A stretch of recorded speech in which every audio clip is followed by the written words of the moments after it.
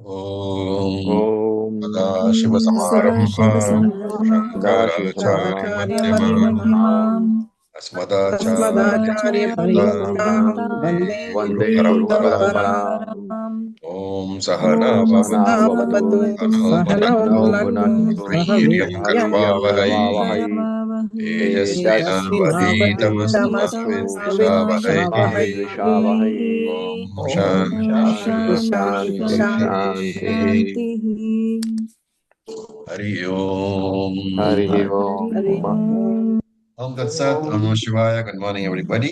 ॐ तत्सत् So we had completed the 16th chapter in the last class, and there was 1 week's break. And now we are on the 17th chapter. So we will chant that today. Please unmute yourself. Atha Saptadashodhyayah अथ अथ सप्तदशोऽध्यायः शतदशोऽध्यायः ध्यायः Shraddhatraya Vibhaga Yogaha श्रद्धात्रयविभागयोगः श्रद्धात्रयविभागयोगः योगः Arjuna Uvacha Arjun Arjun Arjun उवाच उवाच उवाच Ye Shastra Vidhimutsrajya ये ये शास्त्रविधिमुत्सृज्य शास्त्रविधिमुत्सृज्य यजन्ते श्रद्धयान्विताः यजन्ते यजन्ते श्रद्धयान्विताः श्रद्धयान्विताः श्रद्धयान्विताः तेषां निष्ठा तु का कृष्ण तेषां निष्ठा तेषां तु का निष्ठा कृष्ण तु निष्ठा तु का का Krishna Krishna सत्त्वमाहो रजस्तमः तत्त्वमाहो सत्त्वमहो रजस्तमो रजस्तमः रजस्तमः Okay, so let's first look at the word meanings. Arjuna Uvacha, Arjuna said, Ka Tesham Nishtha. What is the Nishtha? What is the status of the those people, status of the faith of those people? Ye Shastra Vidam Utsrajyaha, who ignore the rules of the Shastras, but Shraddhaya Anvitaha, filled with faith, endowed with devotion, with Shraddha, Yajante, they worship. So, what do you have to say about the people, Hey Krishna, who worship you, but they worship with Shraddha? However, they don't know the rules of the Shastras. And Sattvam, Rajaha, Tamaha, Ahaha. Would you say it is Sattva faith, Rajasic faith, or Tamasic faith? Hey Krishna. Right? So Arjuna asking, there are people who ignore the Shastric rules but have faith when they worship. When a person does that, is it Sattva, Rajas, or Tamas? And it's a very, very important question because we know among the thousands of people around us whom we know, many of them do worship, but how many of them have got the knowledge of what Shastra says are the rules of worship? Right. So Shankaracharya, when he introduces this chapter, he says, you look at the last chapter, the last verse. Tasmat Shastram Pramanamte iti Bhagavad Vakyat. From the words uttered by Bhagavan Krishna, what words? Tasmat Shastram Pramanamte. Therefore, keep Shastram as your Pramanam, said Krishna. And he says, from this particular statement, Arjuna he has got the seed. In fact, Shankaracharya uses the word Labdaha Prashnaha Bijaha. He has got the seed of this question. What question? The question which is asking, what sort of faith is it? Is it Shastric faith? Is the faith in Shastra Rajasic, Tamasic, or Sattvic? So, as I said, this problem is very much relevant today because a lot of people don't know Sanskrit. The Gita itself is written in Sanskrit. The original commentaries, sub-commentaries are all in Sanskrit. Upanishads, Veda itself is in Sanskrit, and not only just Sanskrit. Many parts is in Vedic Sanskrit, not the normal Sanskrit. And therefore, because of lack of knowledge, all the Shastram is not accessible to most people. So there may be lots of people who want to learn scriptures, but either they do not have the facility to learn or they do not have enough punya. So there are obstacles. You know, for example, that in all the classes that we start, lots of people come in the beginning, right? So that's the first statement. May people want to learn the scriptures. The second statement, they do not have the facility to learn. That's not applicable because we are providing the facility by our classes. But many of them drop out. Why? Some obstacle or the other. So we would say that not enough punyam is there. That is why we do all the Shanti mantras. That please remove the obstacles. But many of them, they pray to God. So they have faith in God. And therefore, therefore Arjuna says, Shraddhaya Anvitaha. They have got faith in the Lord. They have got faith in prayer. They want to do puja. They don't know the methodology of doing the puja. What is the correct method as prescribed by Shastra? Right? Now, all of us do puja, right? How many of us have actually studied Karma Kanda and do the puja in accordance with that particular methodology? Is there anyone? I would like to know in this group. Not us. Right. But the fact remains that you do puja. Is it not? What is that puja methodology based upon? Whatever we've seen in the family. Whatever you see in the family. So your parents have been doing something, uncles have been doing something, aunts have been doing something. That's how we do. But there is a book called Kalpa. There's scripture called Kalpa. And Kalpa gives the method, the actual methodology of doing the puja. Many small things like you should offerings to Lord Vishnu should be this, offering to Lord Shiva should be this, Vishnu should not be given this, Shiva should not be given this. When you worship Lord Shiva, in which direction he should face, the deity should face. When you worship Lord Vishnu, in which direction the deity should face, should it be east, west, or south? Right? We don't know because we have not studied. But Shraddha is there. Right? So Shankara says Yajante has to be taken as Pujayanti. They do regular puja, but they don't know the instructions of the scripture. So instruction of scripture means what? Shankara describes Shastram as Smriti. So Shastra Vidim means Shruti, Smriti, Shastra Chodanam. Chodanam is instructions. The instructions given in Shruti and Smriti. What is Smriti?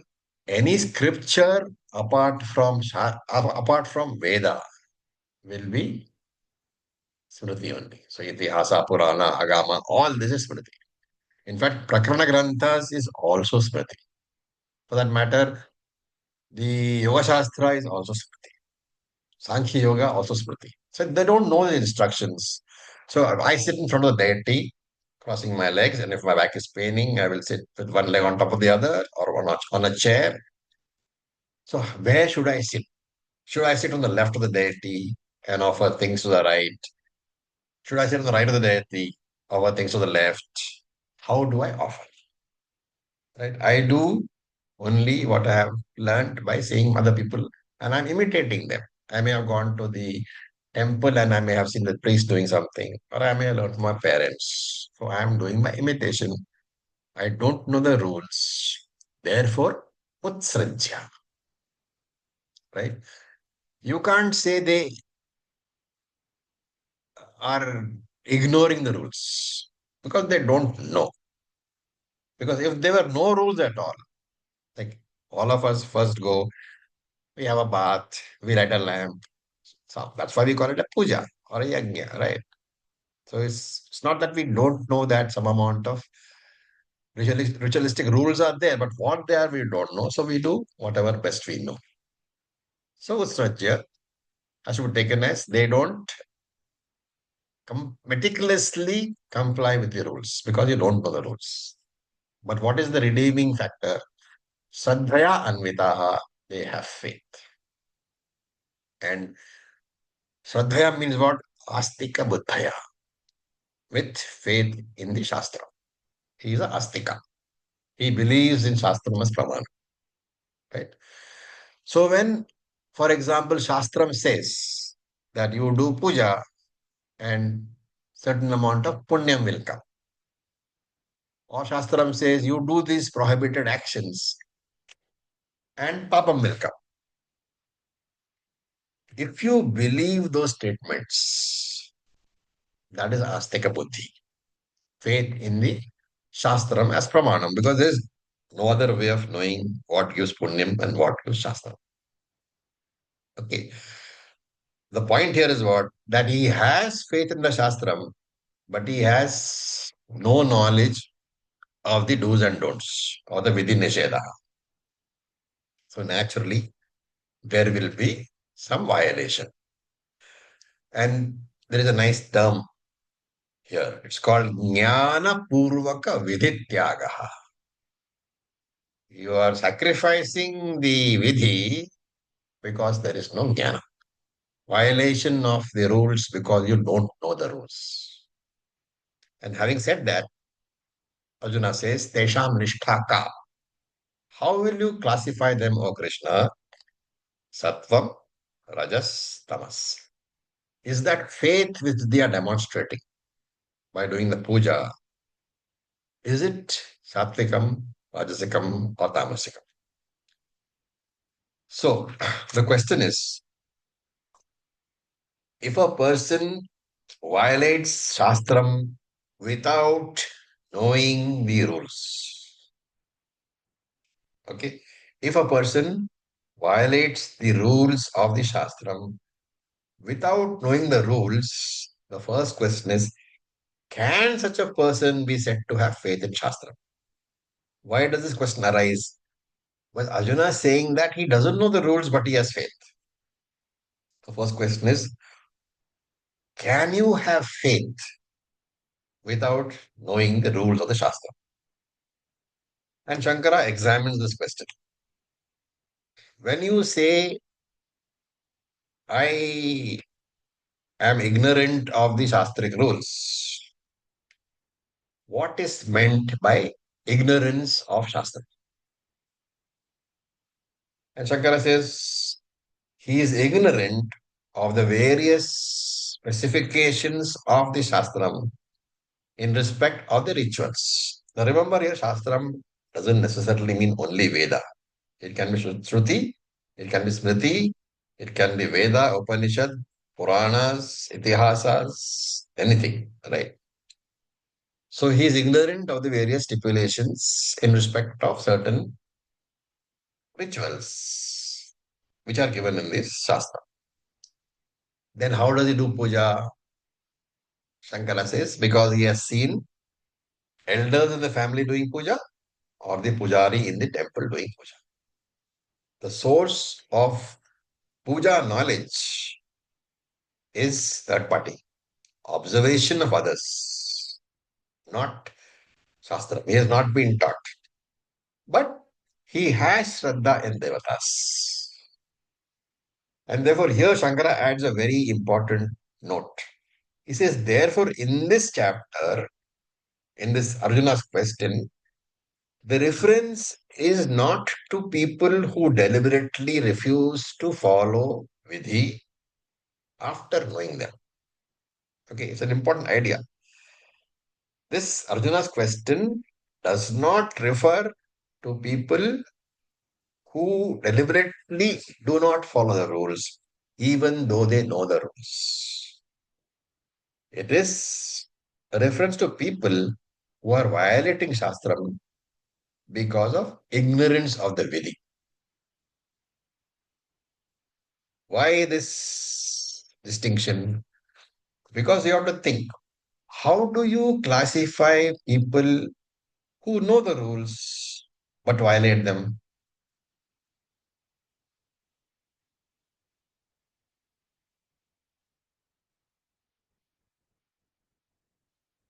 How would you classify them?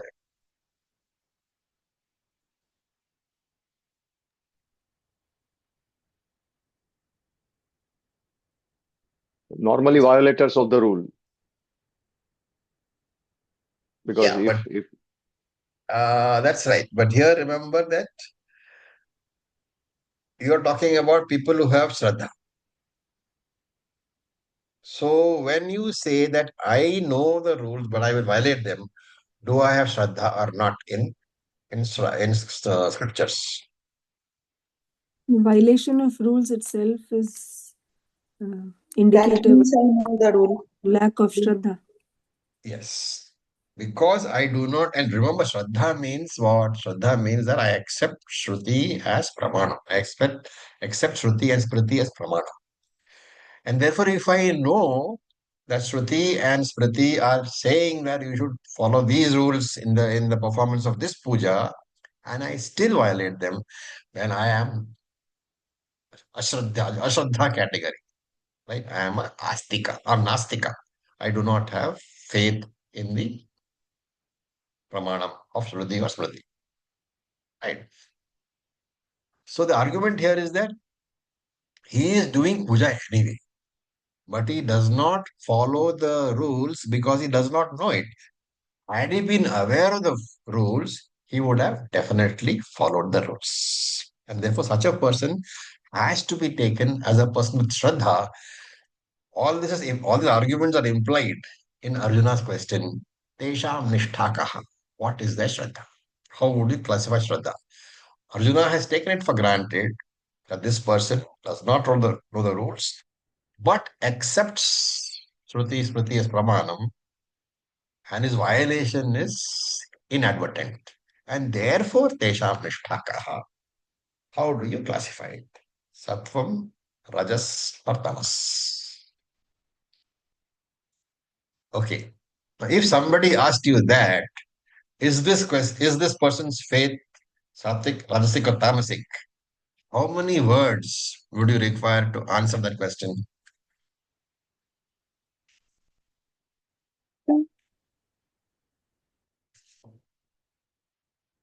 One word, right? Either Sattvic, Rajasic, or Tamas. Then the question is, this chapter has 28 slokas. Why does Krishna get into this lengthy answer? Why not simply say, the fellow said faith is Sattvic or something like that?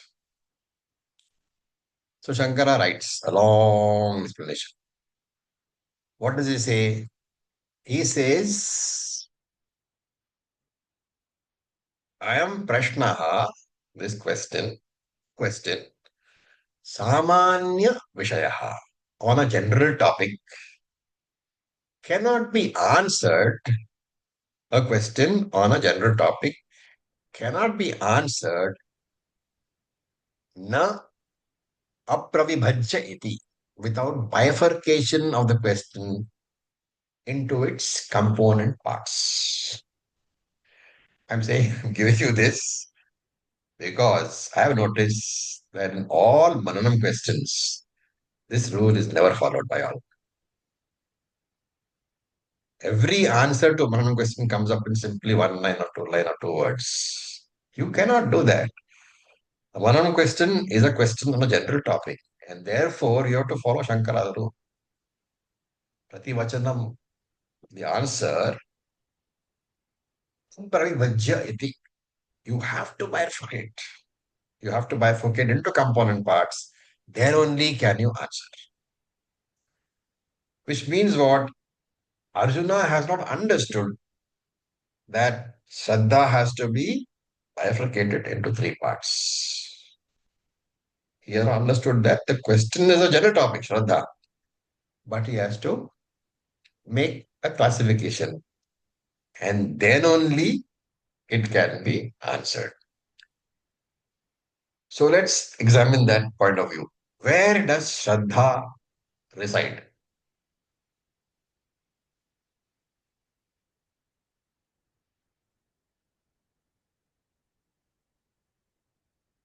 What is the locus of Shraddha? Mind. Can't hear you. Antahkaran. Heart. Antahkaran. Antakaranam, not heart. Antakaranam. Okay, Antakaranam we say is the Golakam is the heart, but for our purposes, let us take it as Antakaranam. Antakaranam is how many states? Antakaranam means basically thoughts only. Mind is only thoughts. How many types of thoughts are there? Broadly divided. Three types. Innumerable. Broad division is always three. Sattvika, Rajasika, Tamasika. I said types. Innumerable is the answer to how many thoughts are there. So how many types of thoughts? The answer is three. Sattvika, Rajasika, Tamasika. And because of that, it is not just your worship, okay? It is everything where the Antakaranam is involved. Your eating, your talking, your acts of charity, your dressing habits, how clean you keep your room, how clean you keep place outside the room. Everything in your life, in fact, your entire value system, your priorities, your whole attitude to life is influenced by Shraddha. Because Shraddha resides in the Antakaranam. Antakaranam has three types of Shraddha: Sattvika, Rajasika, Tamasika. And this Shraddha actually is not just devotion, it is the whole approach to the world. And therefore, to your whole life, in fact. And everything, in fact, a very attitude towards your life is part of the Shraddha, is implied by the word Shraddha. And because of this complexity, any topic, especially Shraddha, can be explained completely only by first pointing out the component parts and analyzing the component parts. And that is why Krishna proceeds to move along those lines. Okay, very important idea behind what is the first class. Any questions, please? Yeah. May I, please? Yeah, please.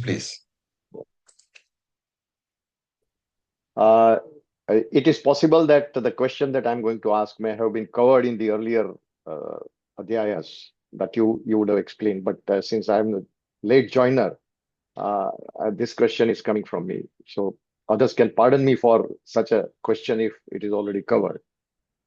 When sometimes what happens that because we do not know Shastras, we appoint a priest to do the puja vidhi for us. And there he does the sankalpam and he does all the puja vidhis.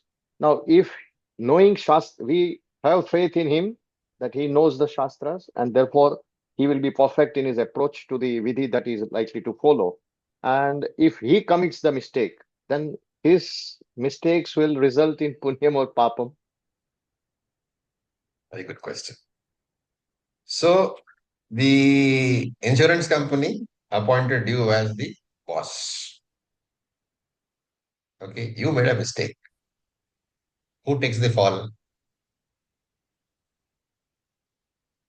Yeah, the client only. The client.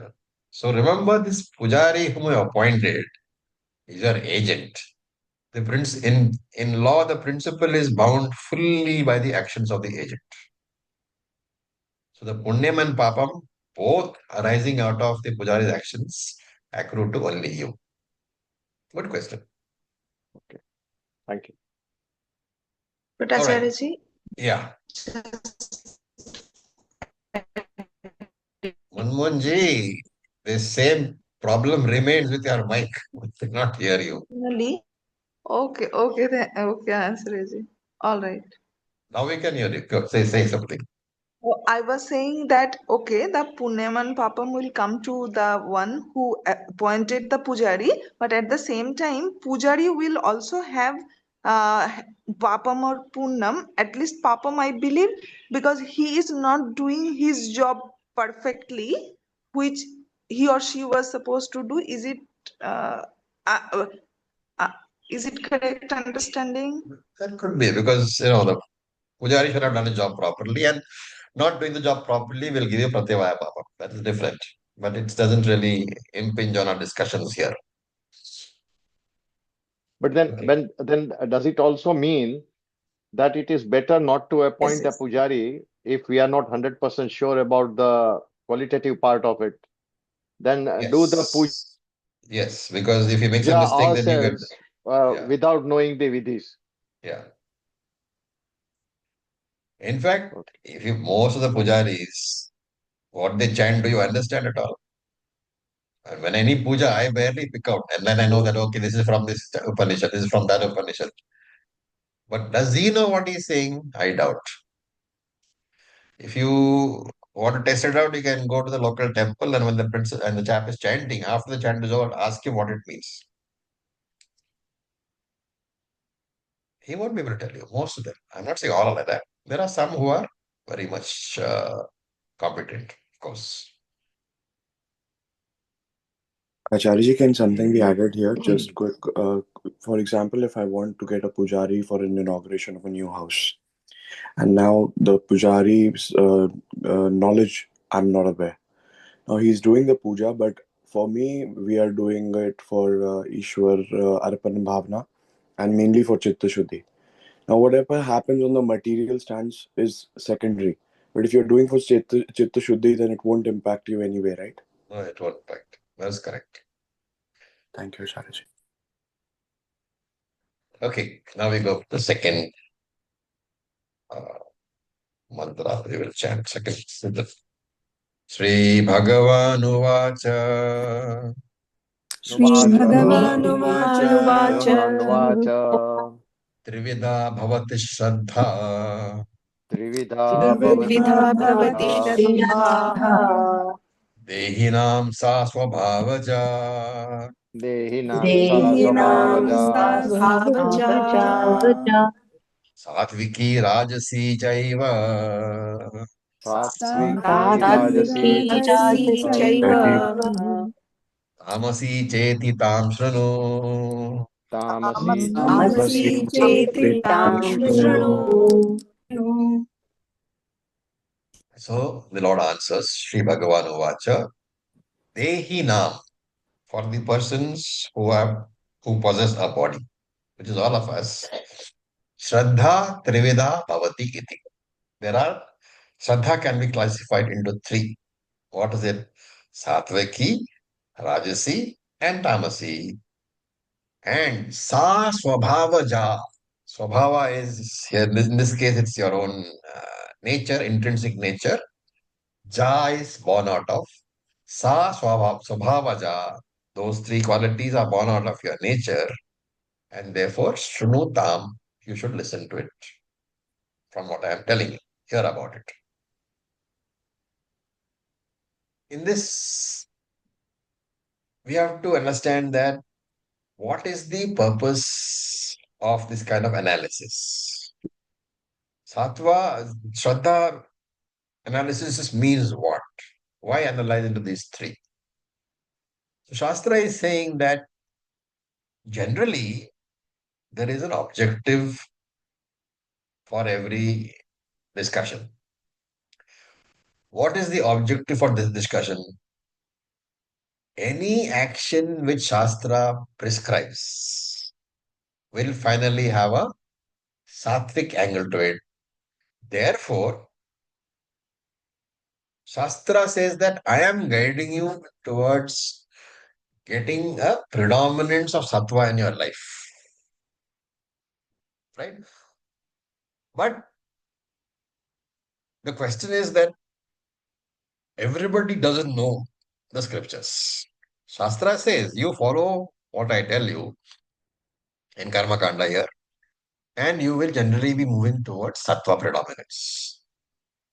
But as we said earlier, not many people know the rules, and therefore, can you say that their actions are guided by scriptures? You cannot, because they don't know the rules. So the karma they do is not in accordance with scriptures. What then will guide the activity? It's a question which we have asked time and again. Your actions can be either guided by the scriptures or guided Prakriti. by prakriti, your own nature, which is raga, dvesha, vasanas, etc. Right? And therefore, Krishna says here, Trivida. Trivida is triprakaraha, three types. So he says that Shraddha you are asking about, hey Arjuna, is of three types. Dehinam. So Dehinam here is, of course, the literal translation is one who has a body. But remember, here we are talking about a person who has faith in the scriptures, but has not studied the scriptures. Right? It's a very important idea. Shraddha Dehinam, the Shraddha of the devotee. So Dehinam you can translate as devotee, one who has Shraddha in Pramanam, but has not studied. Sa, that Shraddha, Swabhavajaha, will be born out of his own nature. And Shankara gives a nice long explanation of Swabhavajaha. So he says, Janmantara Kritaha, those actions done in previous janmas. Dharma adi samskaraha, the dharma, adharma, vasanas, which are there in your nature because of the actions done in earlier lives. Now remember, this is vasana, right? Vasana is also karma phala. But there is a distinction between the normal karma phala and vasana. What is that? Vasana affects the karta personality of the. Vasana affects the karma because it is the way you are thinking.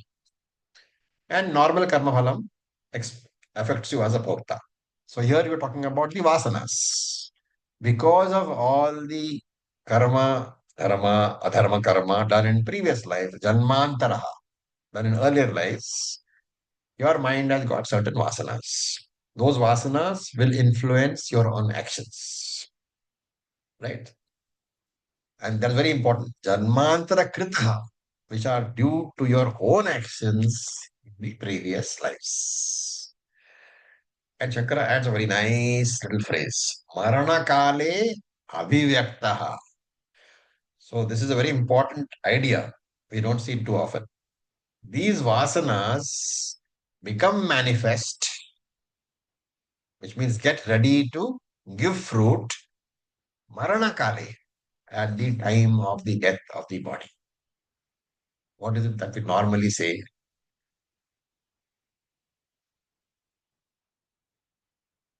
We say that at the next birth, when you take the next birth, the prarabdha karma is handed over to subtle body. That is a normal way of presenting. But it is a very important note by Shankara. It's not found very, very frequently, so you should keep it in mind. This prarabdha karma, which includes prarabdha vasana, is already ready at the time of the death of the physical body. Right? This is given when the physical body dies. So you have to understand the logic. He is saying that when the physical body of this life dies, the prarabdha karma and prarabdha vasana is handed over to the subtle body. Subtle body doesn't die. It is the traveler. So this distinction is, normally we say that when you take the next birth, you acquire the prarabdha karma, etc. of that birth. But Shankara says no. When your physical body of this birth dies, at that time itself, your subtle body acquires these two things. Prarabdha karma, which includes prarabdha vasana. And these vasanas will be of three types: sattvika, rajasika, and tamasika. And therefore, your mind can be of three types. And therefore, your character can be of three types. And therefore, your Shraddha can be of three types. We have to carefully remember that this devotee is not implementing Shastric injunctions, but for a reason. He is not aware of them. Not that he knows and is violating. So he says Satvika is born from actions like good actions in the past and manifests as in this current janma, it manifests as worship, etc. Deva Puja Adi. It manifests as Deva Puja Adi, worshipping the devas, etc. While Rajasic tendency is born from Rajas and manifests as worship of deities like Yaksha Rakshaha. We have seen this before, right? Yaksha Rakshaha. So Rakshaha is this Kubera, for example, right? And there are Yakshas also, all to do with wealth, achievements, etc. So Rajasic tendency is born from Rajas and manifests as worship of these deities, Yaksha, Raksha, etc., Kubera, etc. While Sattvika tendency is born from Sattvam and manifests as worship of Devas. While Tamasic tendency is born from Tamas and manifests as Preta, Pishach.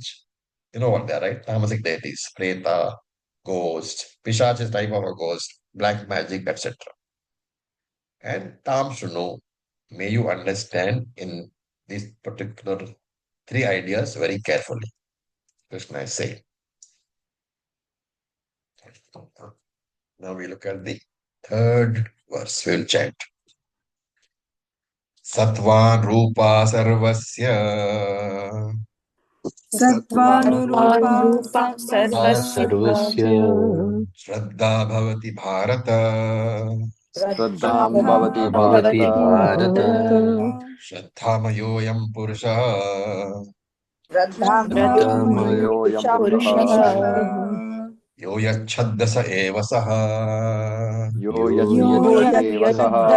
eva Yadasa Eva saha. Saha So hey Bharata, hey Arjuna, Sarvasya Shraddha, the Shraddha of all people, Sattvan Rupa Bhavati. So very important idea here.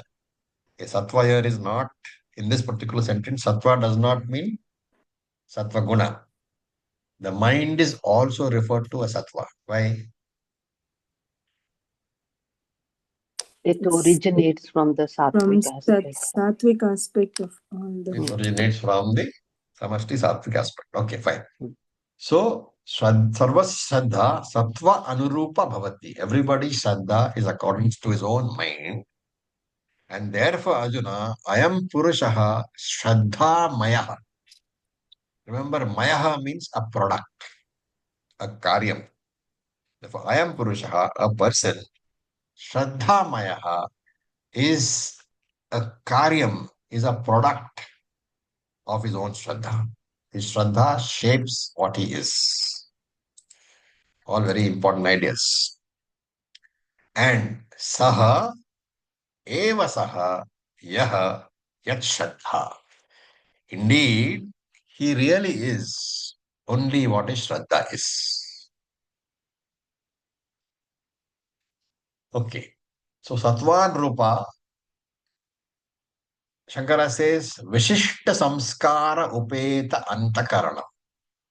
That mind which is possessing, Upeta means possessing, specific vasanas. Vishishta Samskaraha.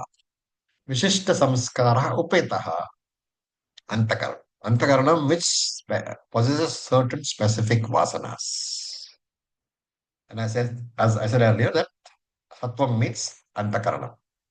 So the Shraddha of a person depends upon the vasanas in his antakarana, in his mind. And where did the vasanas come from? They were handed over to the mind, the Sukshma Shariram, when the last physical body fell. And during his travel, the vasanas were in unmanifest condition because the traveling jiva didn't have a physical body.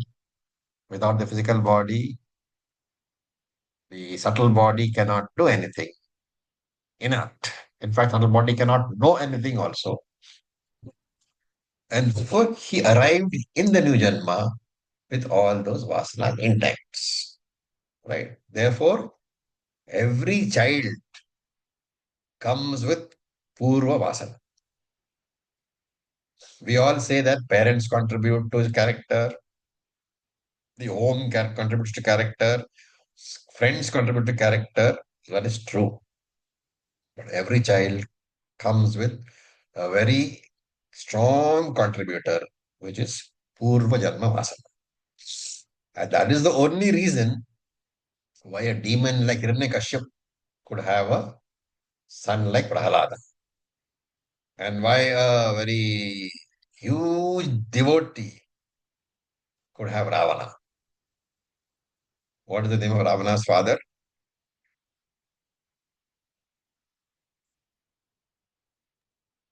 Okay, Hiranyakashipu. Ravana's father. No, Hiranyakashipu was Prahlada's father. Okay, nobody knows. One of those trick questions. So please go ahead and look for it, Google it, and put it in the group. Who is Ravana's father? You will find that he was a very big rishi, very great devotee. He could have a Ravana. Why? Because Purva Janma Vasana. And hey, Bharata. So Bharata, what is the meaning of Bharata? Bha means Brahma Vidya. Rataha means the one who enjoys. Bharataha means the enjoyer of Brahma Vidya. And therefore, all of us, by name at least, we are people who revel in Brahma Vidya, who enjoy Brahma Vidya, who put a premium on Brahma Vidya. And then, Ayam Purushaha Shraddhamayaha. Shraddhamayaha, this person, this Purusha means Samsari Jivaha. This person who is born in the samsara is a product of his own Shraddha, of his own Vasanas. So every human being is a product of his own Vasanas. And therefore, Shraddha determines who is your role model. Is it Swami Shivananda or is it Salman Khan? Who is it? How do you know? What is the controlling factor? Your Shraddha. And where did this begin? At the time of the last month. So the childhood, of course, is there. All your childhood environment very much is there. So the adult is a product not only of your childhood environment, so of listeners of previous life. And since in a child the vasanas are still pliable, you can try to change the child. Once he becomes an adult, all the best. So vasanas largely determine how a person is going to turn out. If the person, has the right vasanas, he will look for Shastra and Shastra Jnana.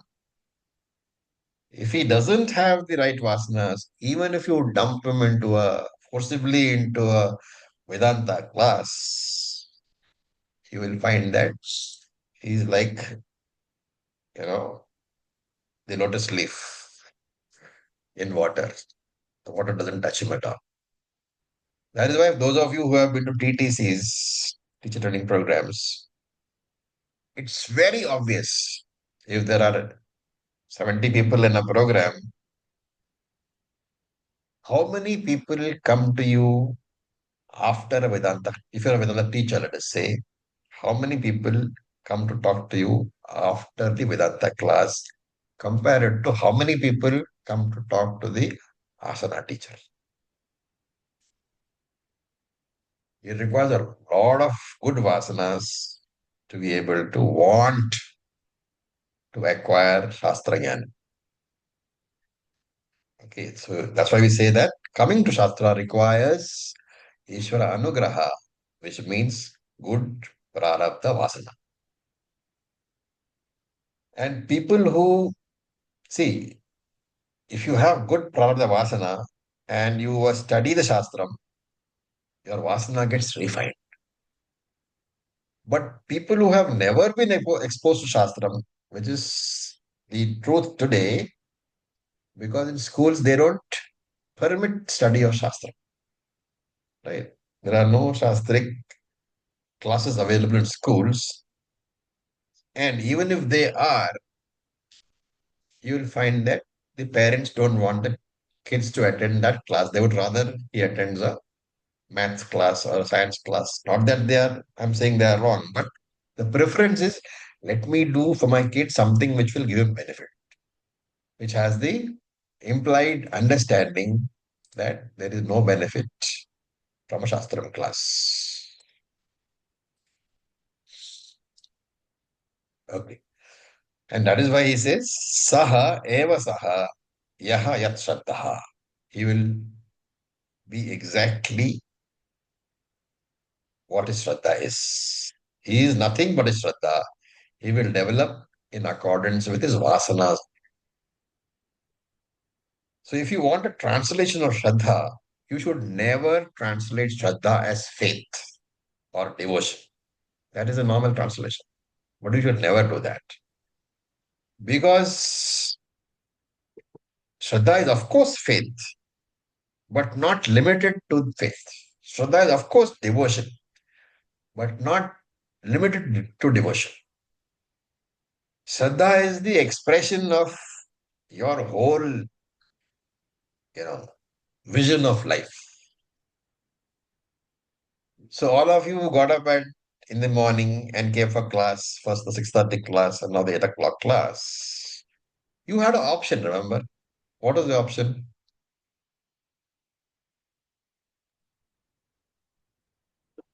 To To be not sleeping. come for class. Eat more or to go for a walk. Go for a walk, go for a swim, laze around in bed, you know? You could have done so many things, but you chose to come and spend time in class. That's the expression of your approach, your view of life. The other person will do what? Ah, it's too early. Let me just put a message in the group. I will catch up with the recording, he will say.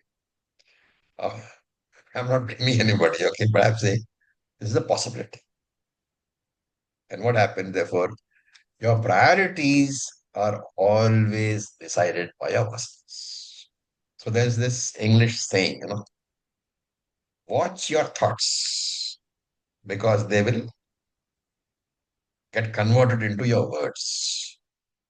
Watch your words because your words will decide what your actions are. Watch your actions because actions will become your habits. Watch your habits because your habits will become your character. Watch your character because your character is your future. And therefore, where do you start? Watch your thoughts. Your thoughts are nothing but a product of your vasanas. So, refine your vasanas. There will be constant necessity to refine the vasanas. Because that vasana is going to decide how you act in future. Your very role as a karta is going to be defined by your vasanas. And therefore, watch your vasanas. Right? Of course, if you know all the Shastric rules, it's not necessary that you will follow the rules. So there are two ideas here. If you don't know the Shastric rules, you are going to act according to your vasanas. So make sure your vasanas are as sattvic as possible and therefore refine them. Does it mean that if you know the rules, you need not refine your vasanas? No. Because even if you know the rules, your vasanas may be strong enough to make you violate the rules. So either way, refine your vasanas. Now, what is the vasana? So in his commentary here, Shankara is introducing the next verse. He says, your swabhava, character, your vasana, and your shraddha. He says these are all indriya agocharam. They are not perceived by your sense organs. And therefore, by looking at someone, I cannot say his character is sattvic. I cannot say his vasana is sattvic. I cannot say shraddha is rajasic. By use of indriyas. How will I know? I have to use anumana pramana, inference. What do I infer from? Look at their puja. Look at their deities. He says that is the lingam, that is the indicator. You look at the actions that they are doing, and that is the indication. And from that lingam, you can arrive at a conclusion about what type of antakaranam they have. Right. Now, why this doubt? So we have to remind ourselves. People violate Shastric rules. Can they be classified as people not having Shraddha? Right? And number two, the same people, though they violate Shastric rules, they do puja. Can they be classified as with Shraddha? Right? We have already discussed this. What was the answer?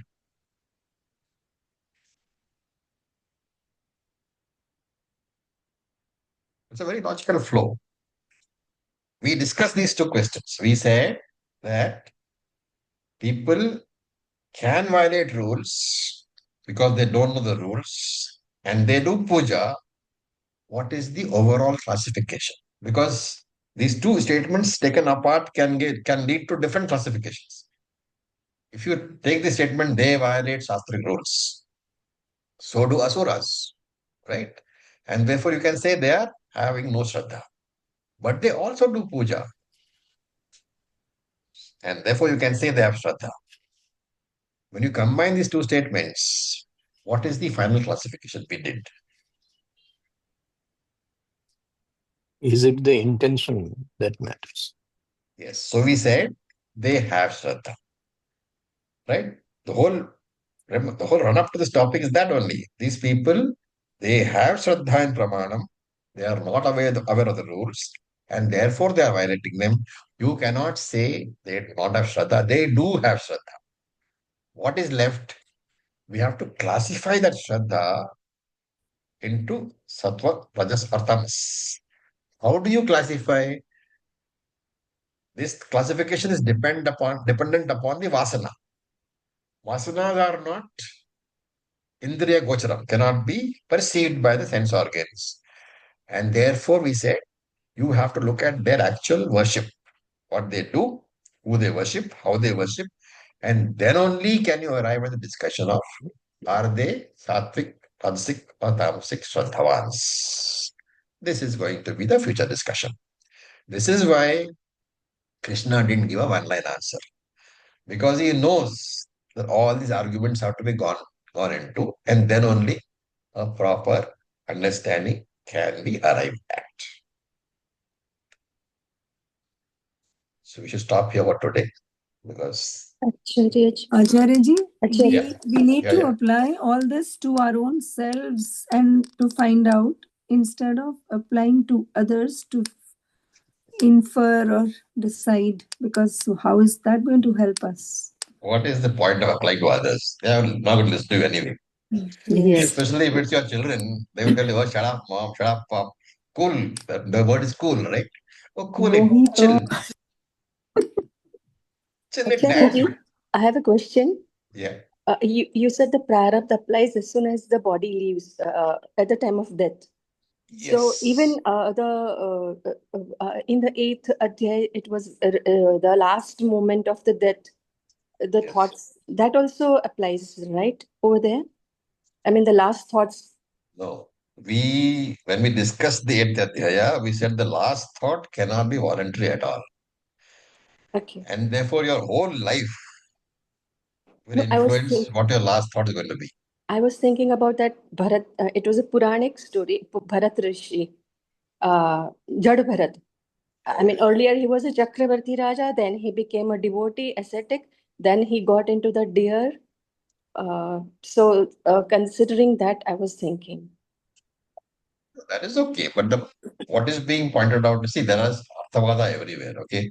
Right. So, Arthavada part you ignore and see what is the idea. Idea is that your last thought will determine your future travel, but the last thought is not the last thought. It is determined by your whole life itself. Okay. And therefore, that is how it is meant. Okay, Your it's a life will culmination.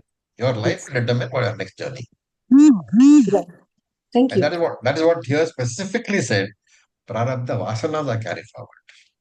The vasanas are, that was the whole, the thing, thoughts, then, words and actions, then habits and character. And the whole thing is leading towards the vasanas.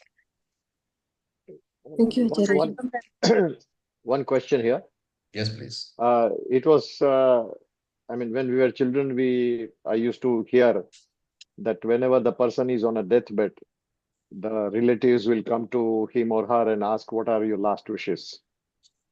And then, to the extent possible, they used to try to fulfill it. So, this entire thing which was there at that time, could it be that he should not carry it over in the next birth, those vasanas? No. There is no way you cannot carry.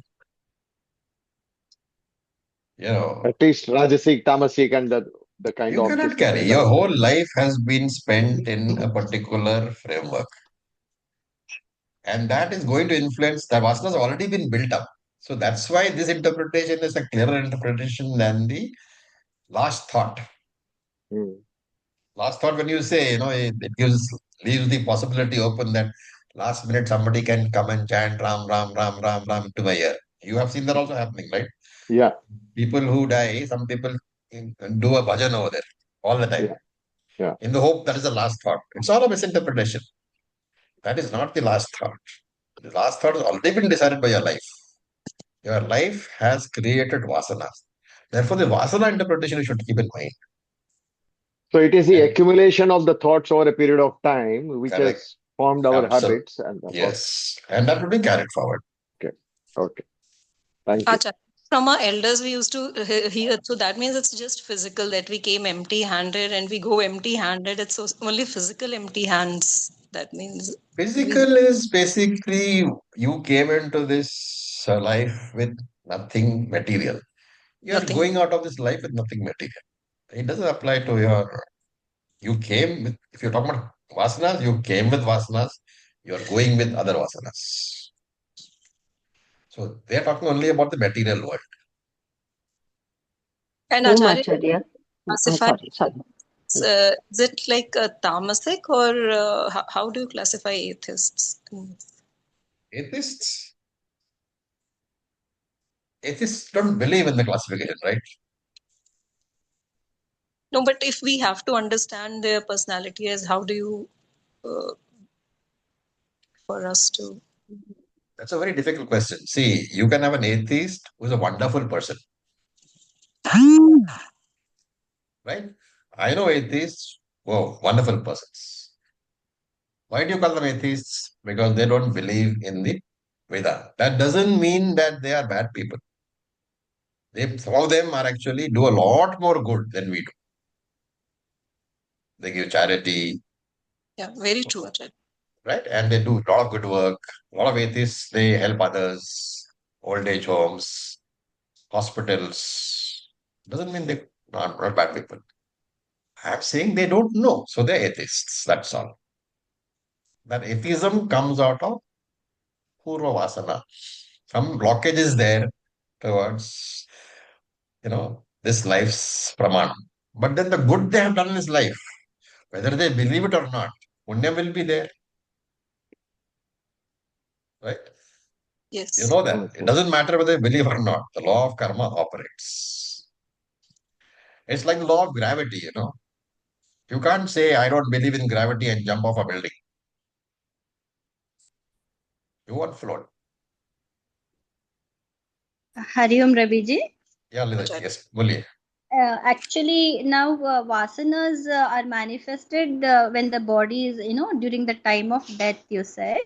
So, is it when the prana is leaving the body, or when some people take some 15-20 days on the, they will fall sick and they leave the body after 20 days, 1 month?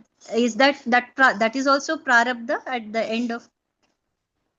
I'm not very sure I understand the question. If you are saying that somebody suffers during death, that is prarabdha karma of the current body. Okay. The manifestation of the prarabdha karma or vasana of the other body, there is no kartrutvam or bhoktrutvam until the new body is acquired. But it is handed over to subtle body. So it is manifested and carried at the time of when the prana leaves the body. So you should better to use the word sukshma shariram. Sukshma shariram. Okay. When subtle body leaves, that subtle body carries with it. See, what happens is when the physical body dies, the current stock of prarabdha karma is exhausted. Okay. Correct?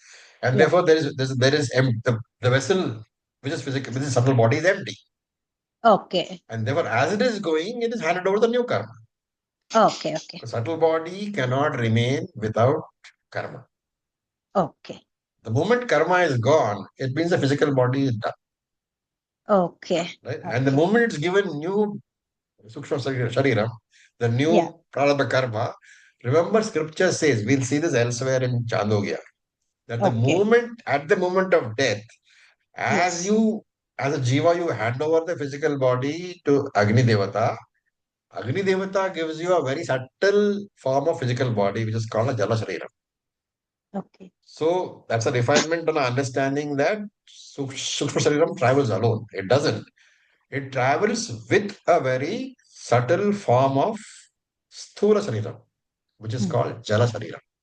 That we'll see in Chandogya. Thank you, Raviji. Okay. So with this, we will. Okay, this is a message from Chris. Can the vasanas by birth and death be the same? I am not very sure what that means. Chris, can you put that message in the group in a bit more detail?